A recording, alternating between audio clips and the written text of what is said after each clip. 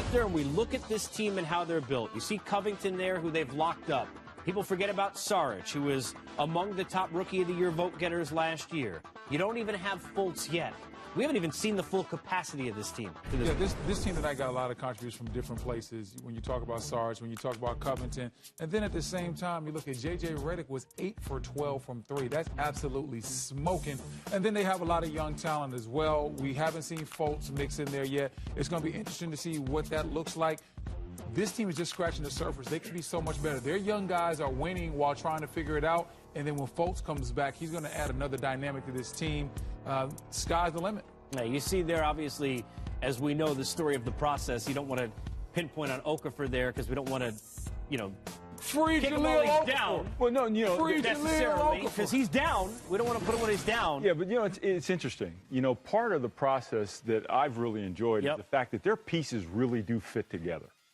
If you take, a centerpiece like Embiid, you put him with Sarge, who's a guy who can stretch the floor, and he's a very good passer. You've got the knockdown shooting wing with Covington. Simmons, who can draw attention for the defense because of his ability to penetrate. And then J.J. Redick, who also helps spread the floor. They fit. And that's why I think as they go on here throughout the year, they can only do one thing, and that is continue to build chemistry and get better. I'm really bullish on the process.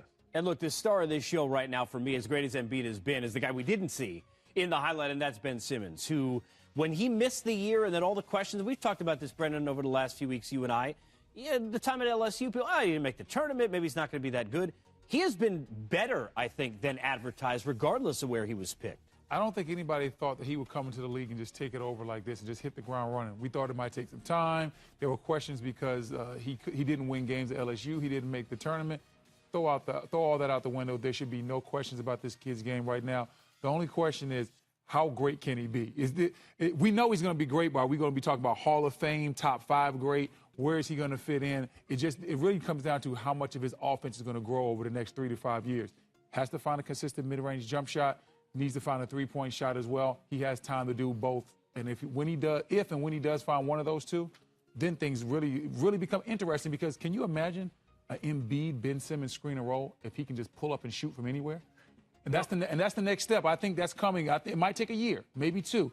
But when they start running that screen and roll is going to be the most unstoppable force in the league in about 2 years. There's no question. And the thing that's interesting about Simmons to me, like Magic Johnson, I'm not saying he's yet Magic Johnson, but I've never seen a player in the NBA who can go by defenders even though they are playing off of him, because they know he doesn't have his jump shot yet, and he's still able to get by the defender and into the lane.